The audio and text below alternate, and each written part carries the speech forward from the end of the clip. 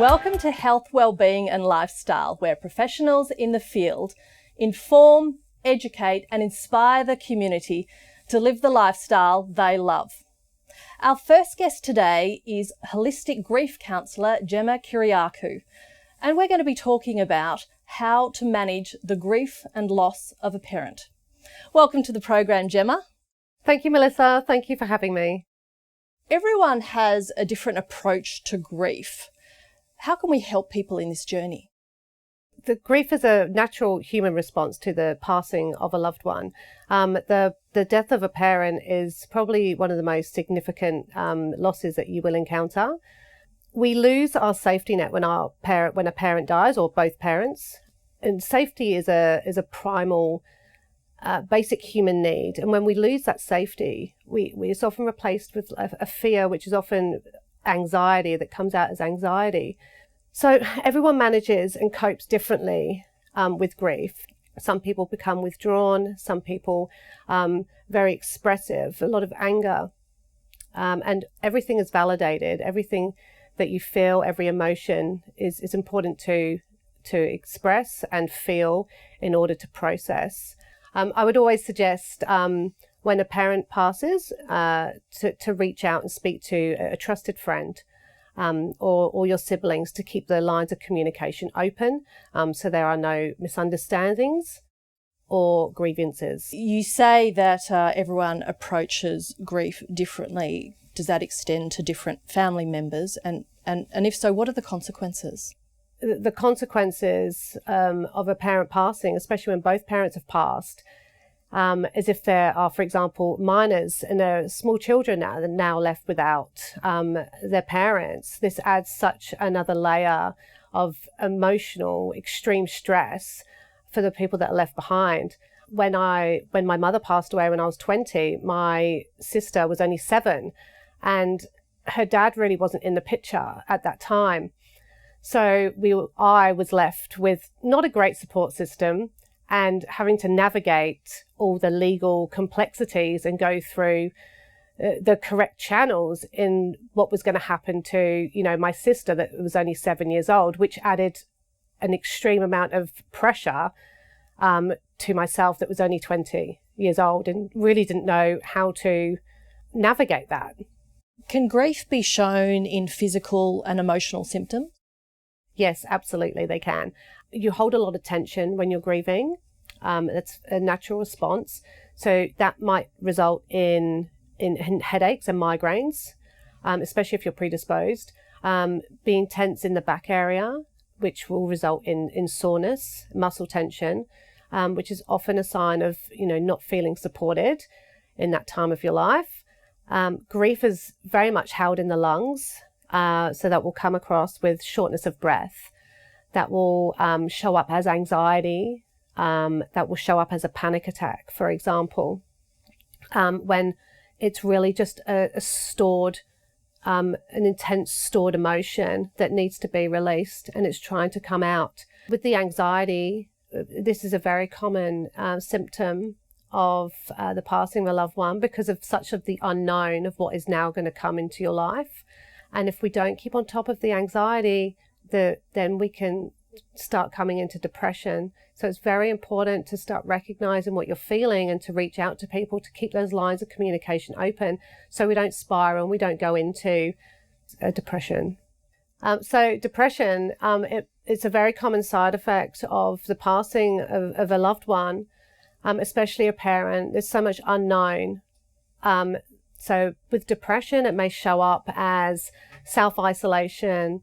It will show up as intrusive thoughts, lack of motivation, really just wanting to hide away, and just a lack of interest in life in general, which it can be quite normal in a short term. But if this prolongs, this is when we need to seek out professional help and guidance.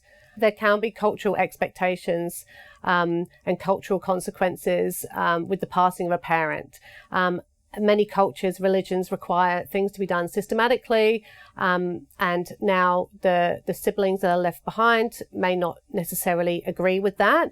Also, with cultural expectations, it's not the done thing to be expressive or talk about how you're feeling. I think what is most important here is to acknowledge the person that has passed and recognise exactly what they would have wanted. And we have to leave our ego and our own personal beliefs at the door and recognise the person that's passed, what they would have wanted for themselves in this moment. Again, very important to recognise those feelings and recognise those emotions and seek advice and guidance from, a trusted friend or a professional. Talking about advice, what advice would you give to people dealing with grief? My advice for anyone dealing with grief is to, one, be kind to yourself. It really is a time where you need to allow yourself a lot of grace, recognize and feel into the emotions and the feelings that you are feeling in your body. We want to stop these feelings from being trapped and stored because they can manifest. We want to help release them for our overall mental and physical well-being. So absolutely consult a friend. It really is about keeping the lines of communication open because we can self-isolate. We can just hide away. And that might be good in the short term, but long term it's detrimental to our overall health and well-being. And of course, seeking out a counsellor that specialises in this niche and someone that can understand exactly what you're feeling and help guide you through processing and navigating all the feelings and emotions that you are experiencing. There are also free support lines out there for you to call on demand, for example, Lifeline. Thanks, Gemma. That's been really informative. Thank you, Melissa. If you'd like to know more about how to manage the grief and loss of a parent and Gemma, go to her webpage on our website, healthwellbeingandlifestyle.com.au. After the break, we'll have another guest with an interesting topic.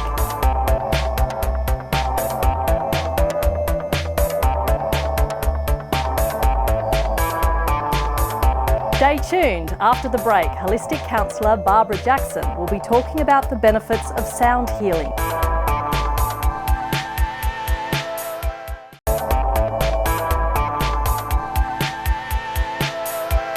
Welcome back. Our second guest is holistic counsellor Barbara Jackson, and we'll be talking about the benefits of sound healing. Welcome to the program, Barbara. Thank you very much. It's lovely to be back, Melissa. What is sound healing?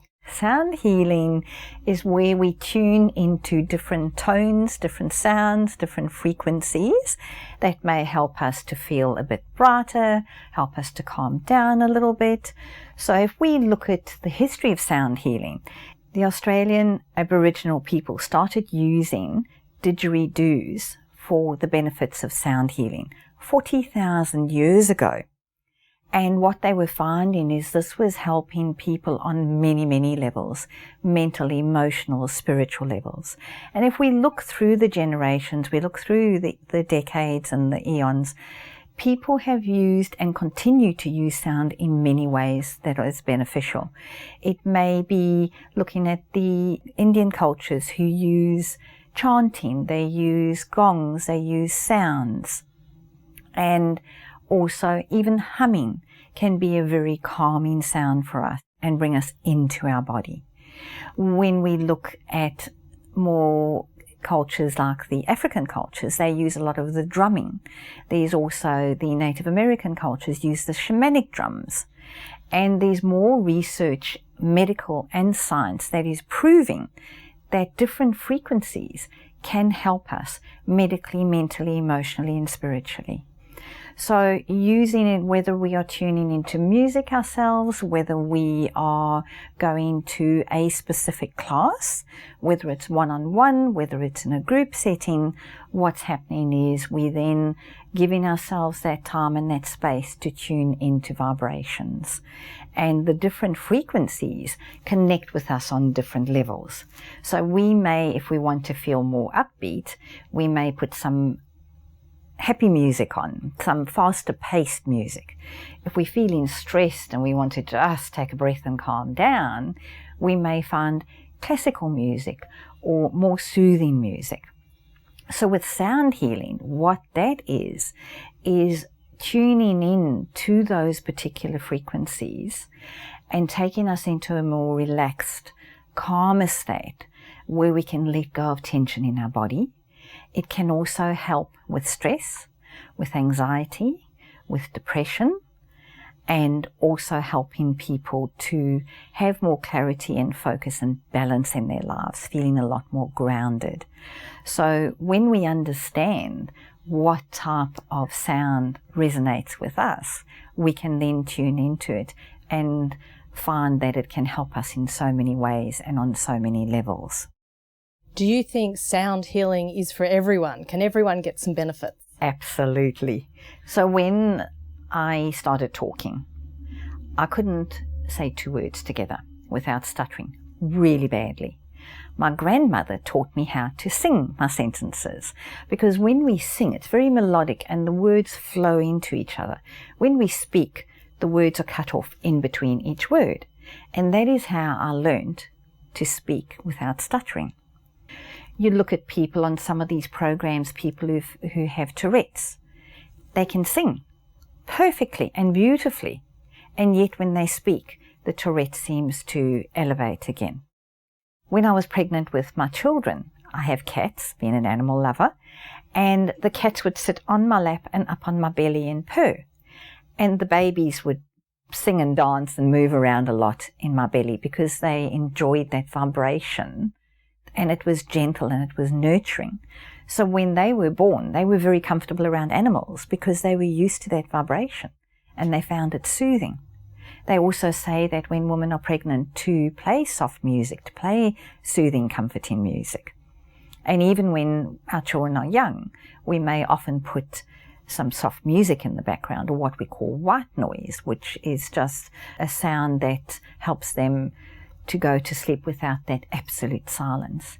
And with sound as well, Melissa, this can be found through what we call singing bowls or shamanic drums or the Tibetan bowls. So people can seek out different classes or groups. They may join a drumming group to play the drums or to learn to play the singing bowls. So not only to attend, also to enjoy the instruments for themselves as well. What tips would you like to give people who would like to use sound healing? Notice if you're feeling a bit flat or you've had a stressful day, you get in the car, what do you want to do? You either want silence or you want some really upbeat music or looking at that calming music. So take note when you're feeling in different states of mind, tuning into what music you're looking for. And the other thing as well is always seek professional advice and guidance. So when we're looking at people who are experiencing depression or post-traumatic stress disorder, because they often feel so low and unmotivated and flat, and it's really a challenge to even get out of bed. So their professional may help them with a program that might have some more uplifting music, something that they can resonate with though, because not all of us will resonate with the same music. Some people like heavy metal, some people like classical, some people like pop. Some people like jazz. So it's also for the professional to help understand what their client actually needs to help uplift them and motivate them. And when we look at children as well, if our children are really active before they go to bed, we don't want them to jump into bed all hyped up and no idea of sleep or thought of sleep. So even putting some calming music on in the background, they don't have to sit and consciously listen to it, because on an unconscious level for all of us, we're still absorbing the sounds and the frequencies of the music.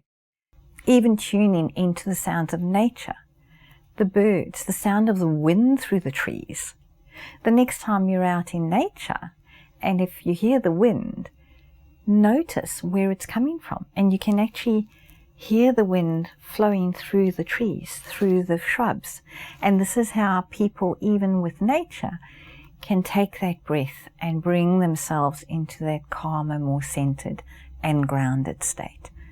And so always checking that if there's any mental health conditions, if somebody's pregnant, they won't go to the really intense vibrations of the sound healing. That can impact them. However, on the flip side, when we seek out maybe a group, go and try something for something new. Either the one-to-one or going into a group. You're socializing, you're connecting with people, and you're receiving that beautiful, what we often call a sound bath. Bringing our energy back into balance, relaxing our muscles, quietening our mind so that we're able to feel refreshed, calmer, rejuvenated, and then be able to carry on with our life in a lot happier state. Well, thanks for those tips, Barbara, and thanks for being on the program. Thank you very much, Melissa. If you'd like to know more about sound healing and Barbara, go to her webpage on our website, healthwellbeingandlifestyle.com.au. And after the break, another guest with an interesting topic. Stay tuned. After the break, Lifestyle GP Dr Avi Charlton will be talking about the health benefits of functional breathing.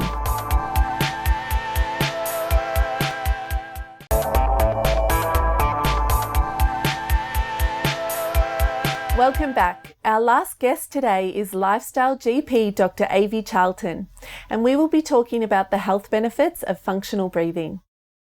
Welcome back. Thank you for having me again, Stephanie. Dr Avi, what is functional breathing and what are the health benefits of it? To understand functional breathing, we've got to understand dysfunctional breathing. Dysfunctional breathing means not breathing properly. What happens is if we don't breathe properly, we can get more anxious. We suffer from palpitations. And if we use our mouth to breathe a lot, then we yawn a lot and we feel like we need to take big breaths all the time. We feel like we're not getting enough air. We feel short of breath. What happens when people don't breathe properly is they might not sleep properly as well. Sometimes some people snore and then they use their mouth for breathing rather than the nose for breathing. Then they don't sleep well. They wake up not having enough energy and it becomes a vicious cycle. Then they don't breathe well during the day. They feel like they're short of breath. They feel anxious and they don't have enough energy to perform in the day-to-day activities. How can our viewers use breathing to improve their health? So there's a few little things and then there's a few breathing exercises that we can do. What we can do is we can practice breathing light, breathing slow, and breathing deep. So I'll elaborate each tip. Breathing light means we don't take big, huge breaths all the time, and practicing breathing less amplitude breathing, light breathing. What that can do is that can tell your body to hold more carbon dioxide, and there's a little bit of science to it that it actually tells your oxygen to get into your body, the brain, the muscles more. So light breathing improves our carbon dioxide tolerance. Deep breathing means we practice breathing into the diaphragm. What we can do is we can practice getting our hands to feel our rib cage. If we breathe into our rib cage, our ribs will come out and then our belly will go out. As we breathe out, our rib cage will go in and our belly will go in. So we practice deep breathing into our diaphragm as feeling our rib cage go out. So there's breathing light, breathing deep, and breathing slow. So what we can do is we can practice slowing down our breathing. We can do breathing exercises that involve slowing down. If you're new to this, you can do counts, breathing in for 3 and out for 3, breathing exercises. Then if you get better at it, you can breathe in for 4, out for 4, or even in for 5 and building up to as long as you can, as you tolerate on breathing exercises. Then there's breath holding exercises that you can slowly incorporate into your life. There's a technique called box breathing. Box breathing means that you take a breath in for 4 counts, and then hold for 4 counts, and then out for 4 counts, and then hold again for 4 counts. And then if you can do 4 counts, you can increase it to 5 counts or even 6 counts. This technique is used by the Navy SEALs to slow down their anxiety, calm them down, and that can improve their mental health. That helps to improve our breathing and reduce anxiety, improve our well-being as well. Then there's lots of other breath holding exercises that we can practice. Let's say you're going out for a walk, you can do some breath holding. If you're new at it, you can hold, pinching your nose for 10 steps, and then you can release and walk 10 steps. Then you can repeat it again 5 or 6 times, doing breath holding exercises.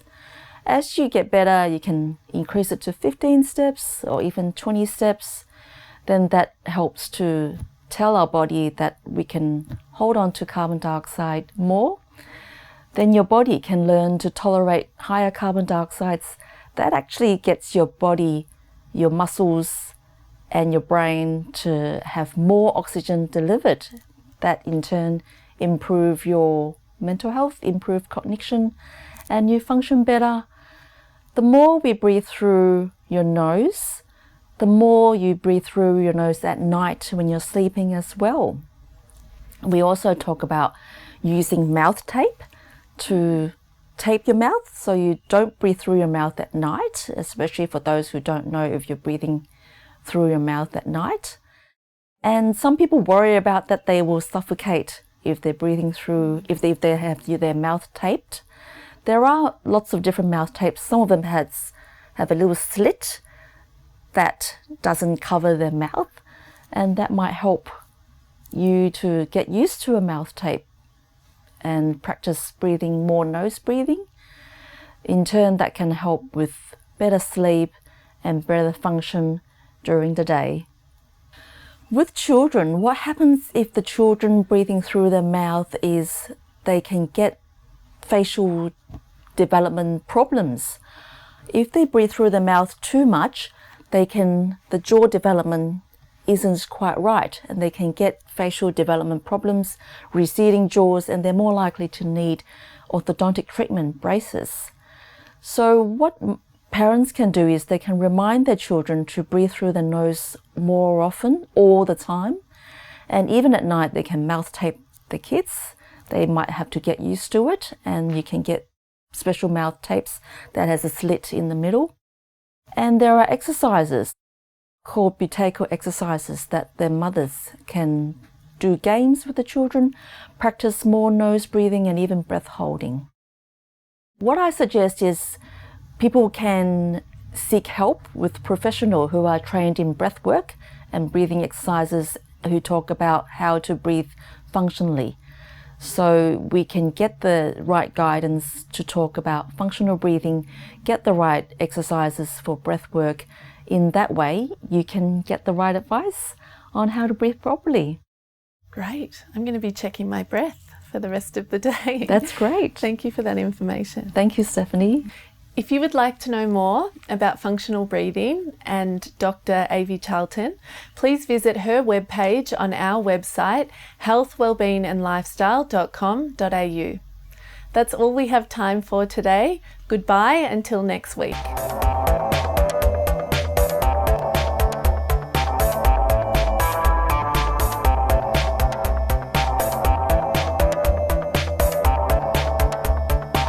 If you'd like to know more about our show, please like us on Facebook, follow us on Instagram, and subscribe to our YouTube channel.